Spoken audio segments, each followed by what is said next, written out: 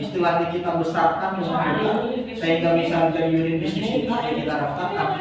Iya berarti maksudnya saingannya masih kecil jadi masih oke aku aja dulu. Gimana? Saingannya masih kecil maksudnya nama Sebenarnya gak ada masalah tapi kan sayang kalau kita bisa. Nah enggak sorry lupa akan mendukung ini legalitas tugas akhir. Ketika lu gunakan nama lu akan kuat secara hukum karena ada pengesahan tugas akhir, baik itu dari pembimbing, baik itu dari Kaprodi, kemudian karena kan dia nanti ada lu akan buat di bagian penulisan itu pernyataan keaslian karya. Lu nyatakan karya lu asli, lu buat itu, walaupun nanti secara hukum naik ke level hukumnya adalah masalah hak kekayaan intelektual, hak merek. Karena ketika lu belum daftarkan ke kementerian terkait, maka belum ada. Tapi ketika memang nanti orang ada yang tiba-tiba membuat yang sama, apalagi sama persis, dan benar-benar membuat pengambil dari karya lo, itu bisa kena masalah. Karena punya lu yang awalnya di luar ada dan itu sah, resmi, bukti milik lo dengan adanya cap-cap dari kampus dan pihak terkait. Tapi kalau secara legal standing yang paling tinggi, nah itu nanti kan ada, lu bisa setelah gua buat, bisa nggak gua daftarkan hak kekayaan intelektual? Bisa, itu bisa. Hak merek itu bisa langsung. Yang penting bayar. Karena memang ada administrasinya. Oke. Sekarang untuk selanjutnya masih ada pertanyaan nggak untuk judul, merek, brand atau sejenisnya?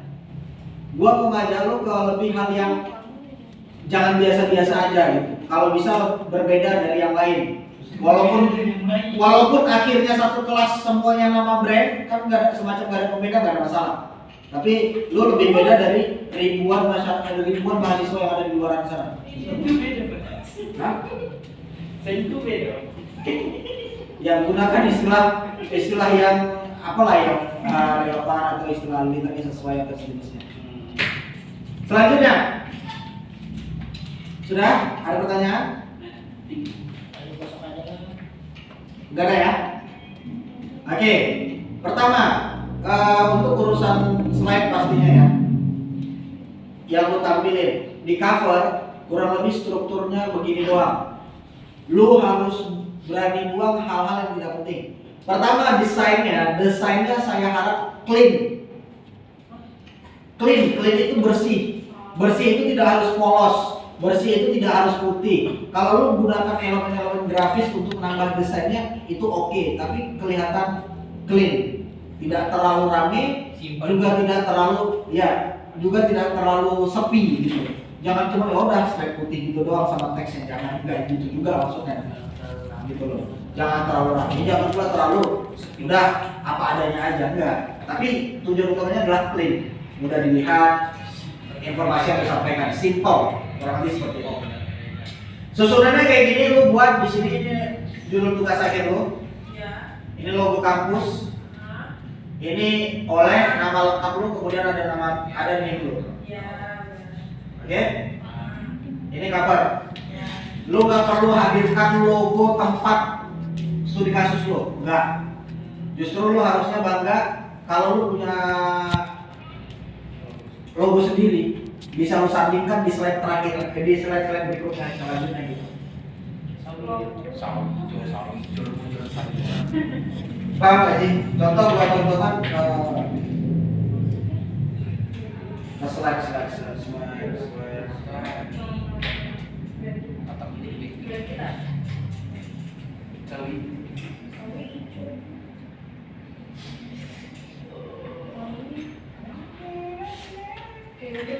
Nah ini kan cover nih. Anggaplah ini cover yang pertama. Nah ini cover nih. Oke. Kemudian di sini nanti. Nah di atas ini misalnya di atas gini ada logo lu sama nama aplikasi lu, itu fine, tidak masalah. Tapi di cover di awal gini ini kayak gini susunannya gini. Nama lu, tugas akhir, judul, cover, kok cover. Logo Belajar. kampus, logo kampus, nama. Lu nggak perlu hadirkan logo tempat lu magang atau studi kasus dan sejenisnya. Kecuali nanti di kepenulisan ketika mau membahas tentang lembaganya lu hadirkan.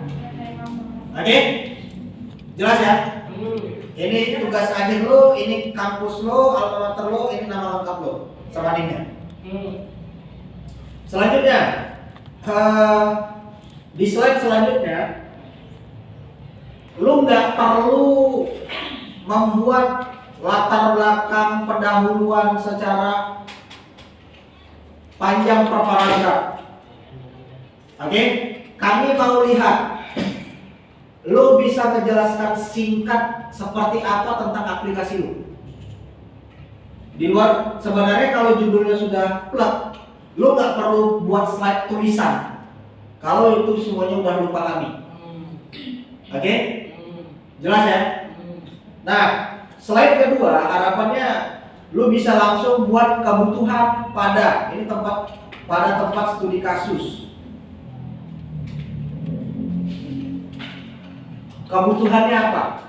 Kebutuhan ini lu bisa tahu dari identifikasi masalah ketika analisis atau ketika tanya-tanya. Yang kebutuhan ini dari atas dasar kebutuhan ini kemudian lu bisa simpulkan judul lu ini. Karena kebutuhannya apa?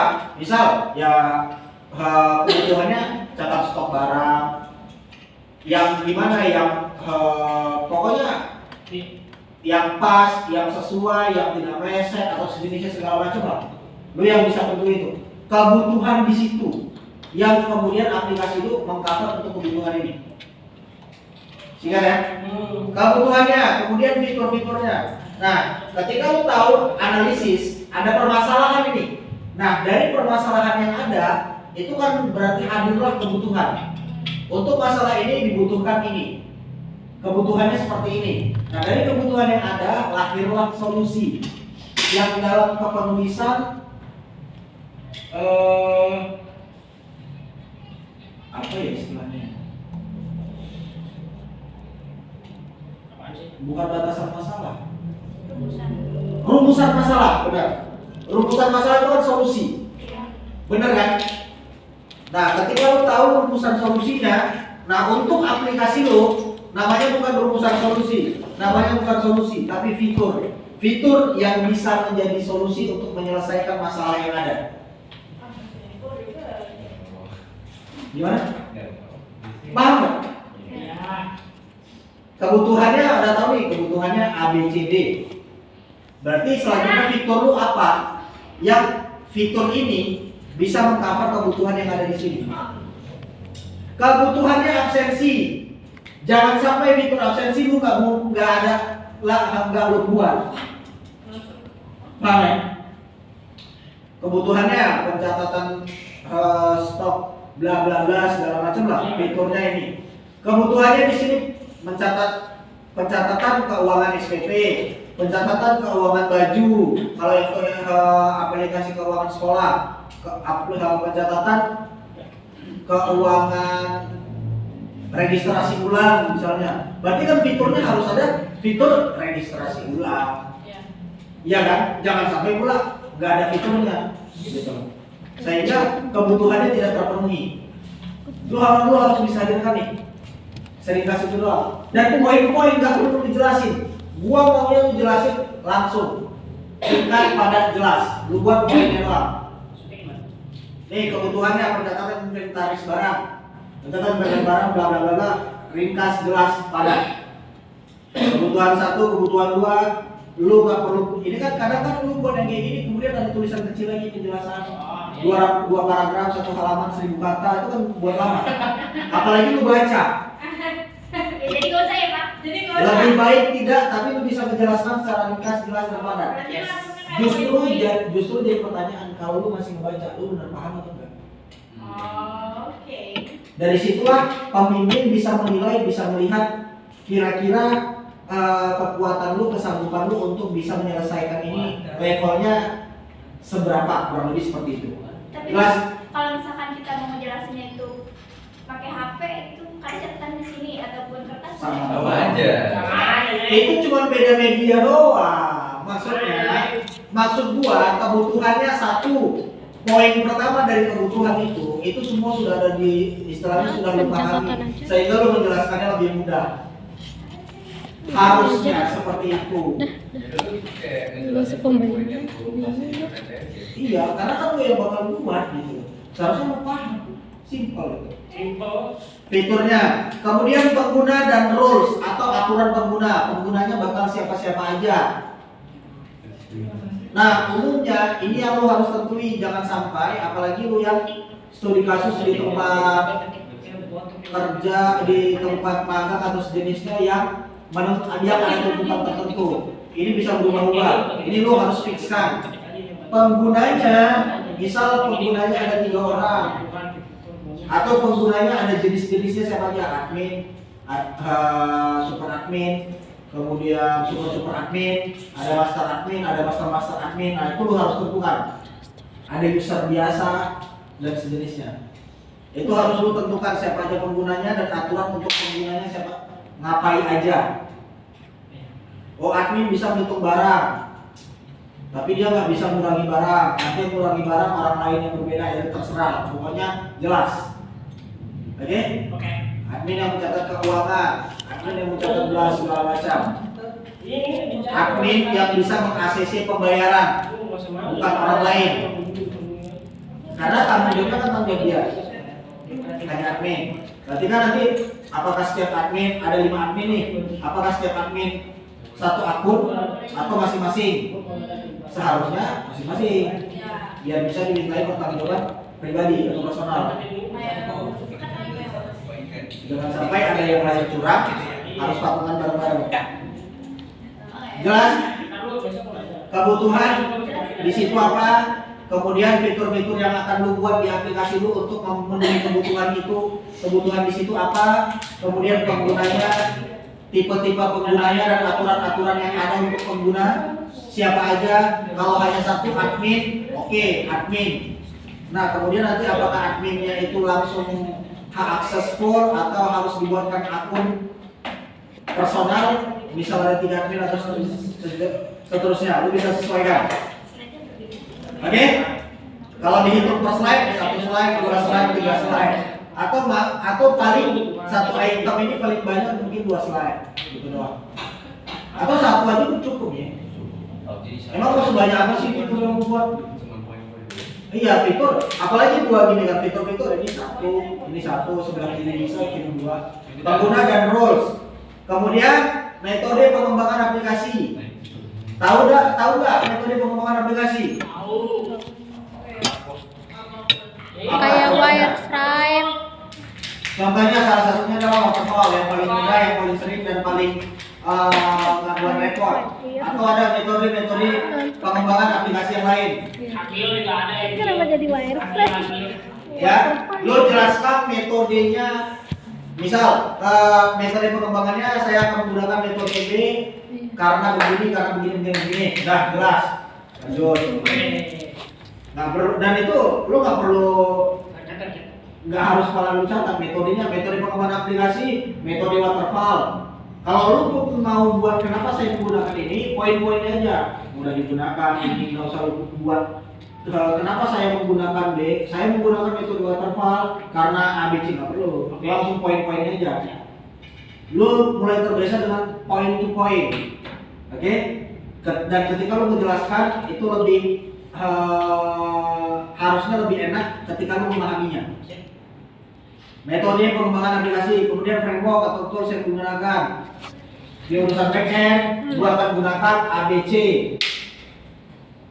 Nah, ini akan melihat lu paham nggak ini tentang front end. Backend, ini akan melihat lu paham nggak ini tentang backend. Database, lu ini akan melihat lu paham nggak tentang database. Atau jangan-jangan lu dengan bangganya menyatakan aplikasi gua tidak menggunakan database, terus pakai apa? Database Bisa, kalau database bisa. Iya, masalahnya semua sistem informasi apa yang Terus front end back end itu. Password bisa tahu. Terus lu ngapain? Front end Bisa back itu end itu bisa. codingan. Beneran bisa. Iya terus. Kalau Kan database lu kan nggak pakai suka PHP. database ini? Iya Itu memang. kan. Tapi memang ada. Kalau misalnya website itu nggak perlu pakai database. Tapi database itu dari lokal, kalau storage itu walaupun di publish, datanya Kalau udah tersimpan dalam 15 form, menit. ada di dalam formnya dia. Banyak banget. Terus admin enggak, oke, aplikasi itu orang tujuannya ngapain? Ya nggak tahu sesuai kebutuhan. Kalau misalnya pakai database ya pakai, kalau misalkan enggak. Ini sesuai kebutuhan aja. Oke. Karena yang gua paham itu enggak, kalau itu bukan tidak menggunakan database. Jenis database yang digunakan berbeda. Iya. Kalau full tidak menggunakan database, enggak ada. Ya cuma cuma front-end doang begitu itu. Oke? Database, ya terserah lu bicara apa tentang database. UI UX. UI UX-nya masih dalam pembuatan. Apa yang lu akan gunakan? Apa aja. Bagaimana lu gunakan untuk UI UX? UI itu user interface, UX itu user Experience. Bang, bang. Ini kan UI UX ini kan kayak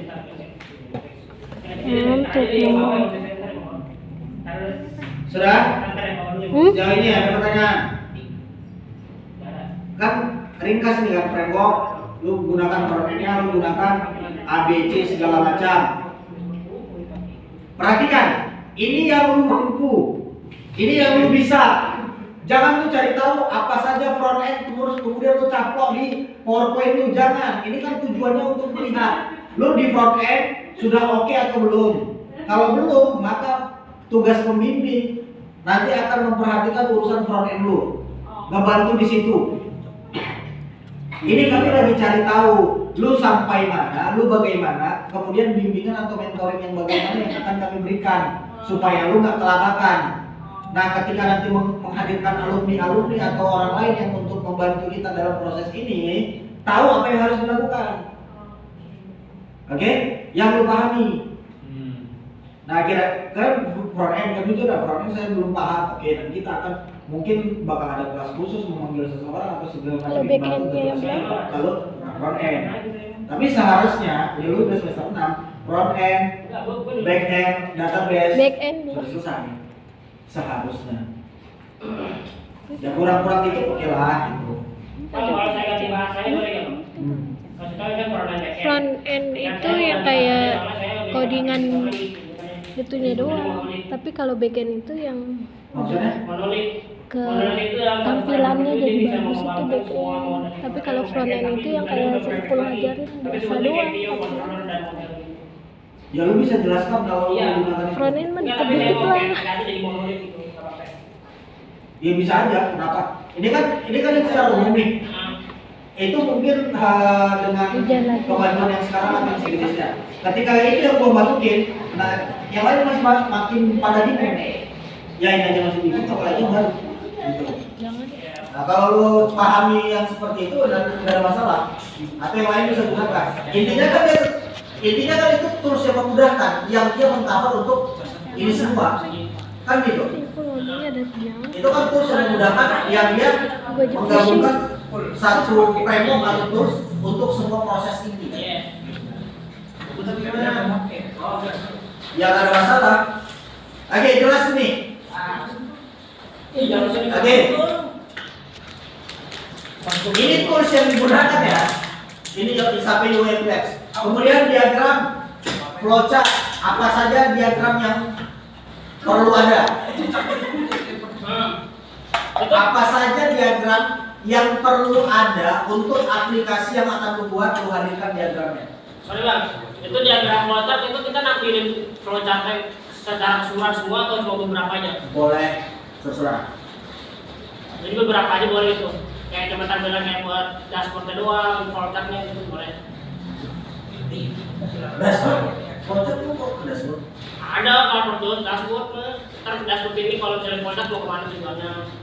Enggak, flowchart seharusnya udah A to Z.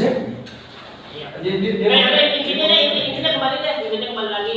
Ini flowchart ini kita nggak perlu ngambilin semuanya kan, nggak sampai keseluruhan yang kita mau buat, jadi cuma beberapa aja.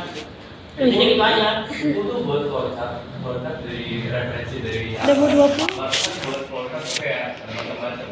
Kayak ini menu flowchart dan menu itu kalau pengen belanja transaksi buat pakai gimana gitu. dari login tuh bagaimana? Yang ini apa ya istilahnya? Langsung dari Beraktivitas. ya beraktivitas kayak per page lah.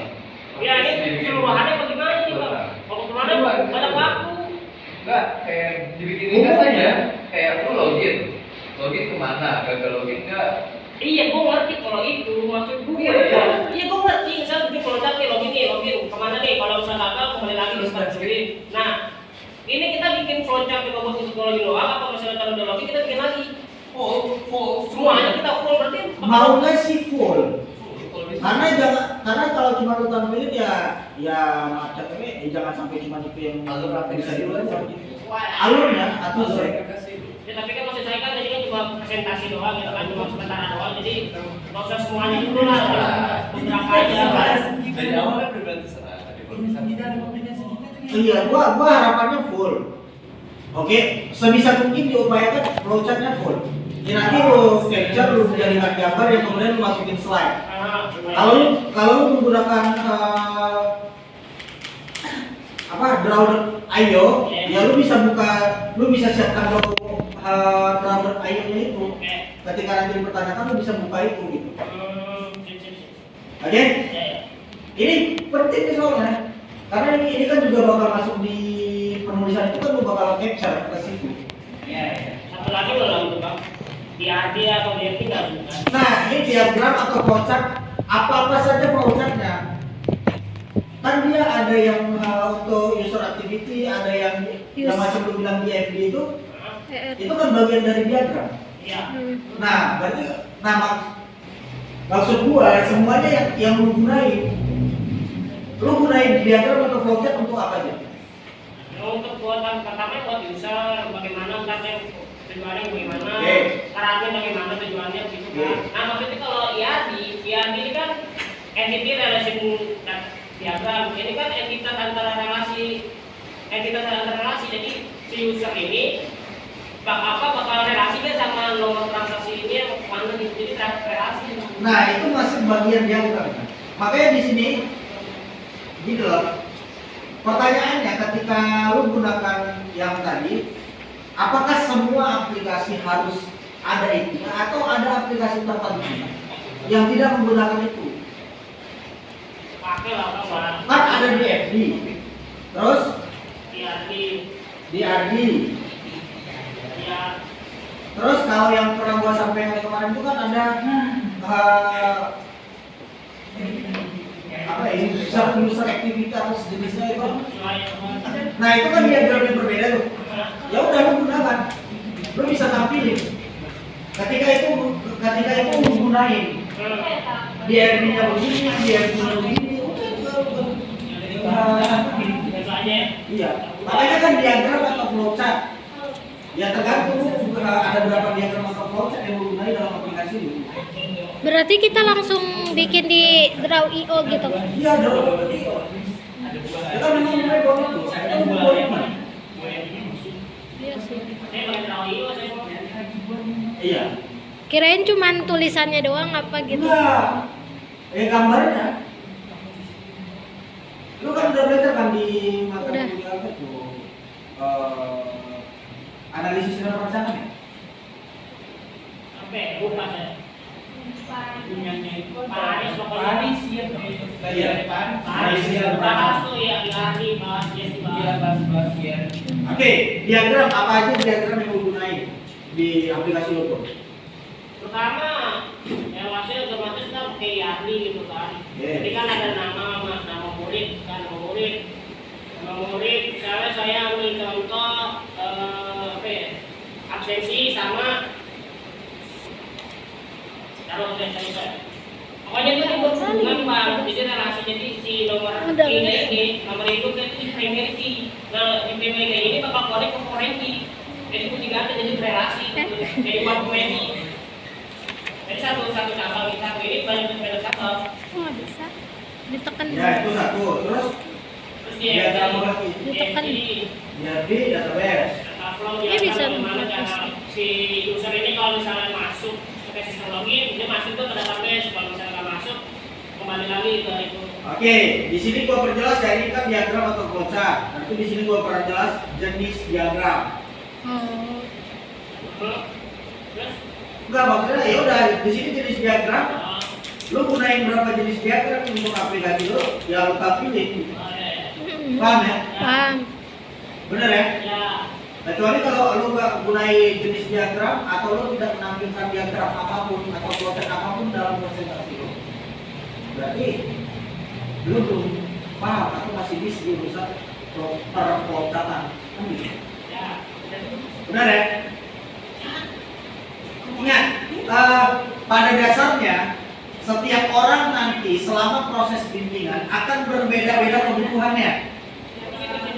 Ini kita untuk melihat apa yang harus kita persiapkan dan atau hal yang sejenisnya. Setelah itu kita bisa lihat tampilan layout atau dashboard yang dimaksud.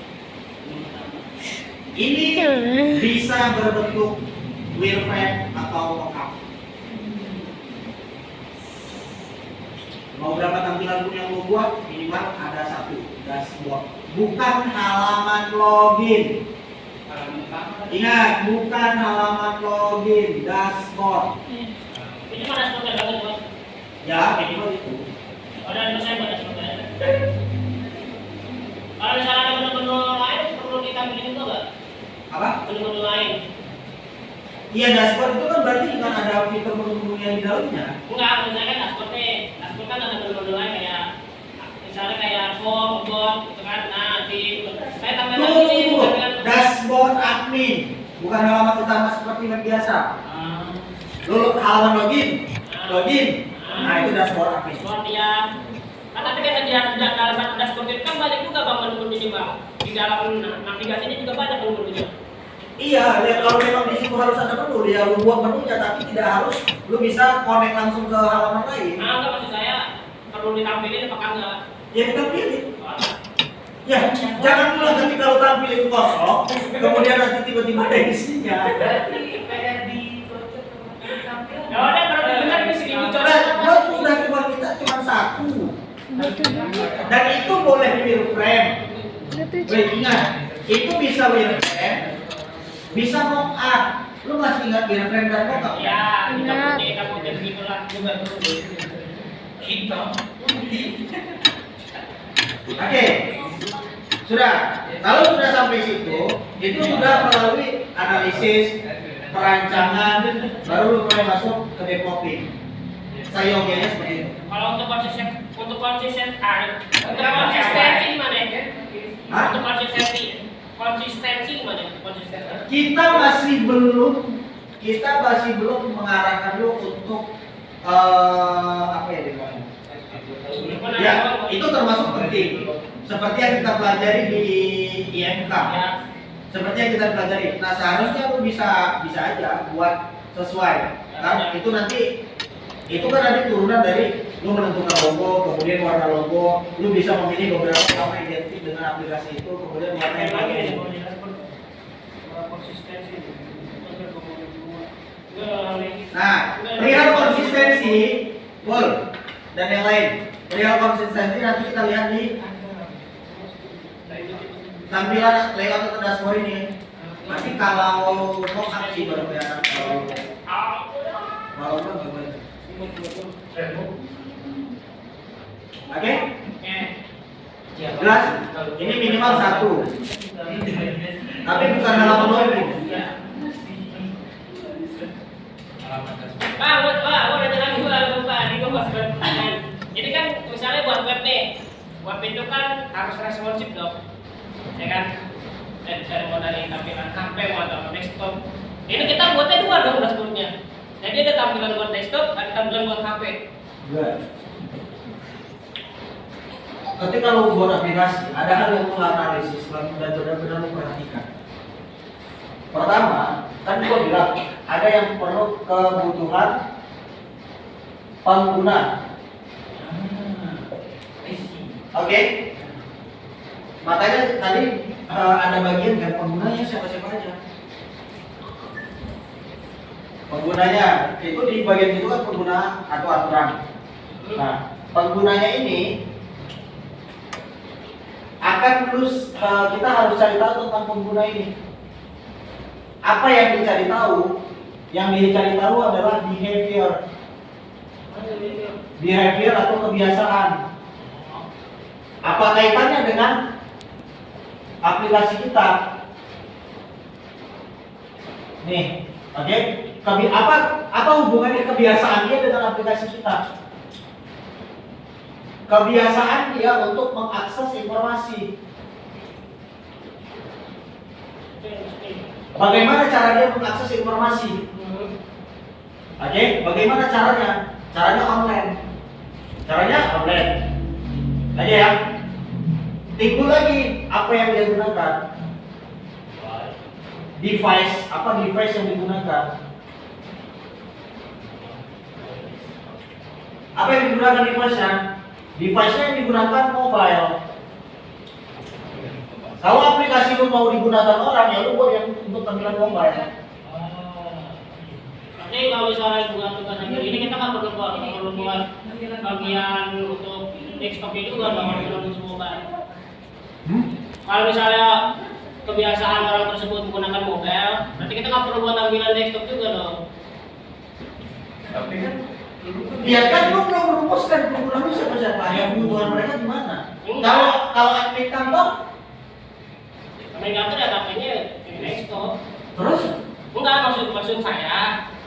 Ini kan contohnya kebiasaan orang nih, kebiasaan orang kan di situ kan sebutkan mobile lah, ya kan mobile. ini paling banyak ya, ini paling Ya, banyak. maksud saya, kalau misalnya orang tersebut keseringan pakai mobile, kita perlu juga kan tampilin wireframe-nya dengan sekarang pakai tampilan desktop untuk nanti di presentasi. Lu tampilin aja semua, kenapa masalah? Justru sebenarnya ya, ketika lu tahu ini, pada dasarnya, pada awalnya semua hal itu akan dibuat kecuali yang memang aplikasi Android, ya dibuat yang untuk tampilan desktop. Awalnya, umumnya. Nah, ketika ini kita mau orang juga akses, ada turunannya, ada tampilannya mobile.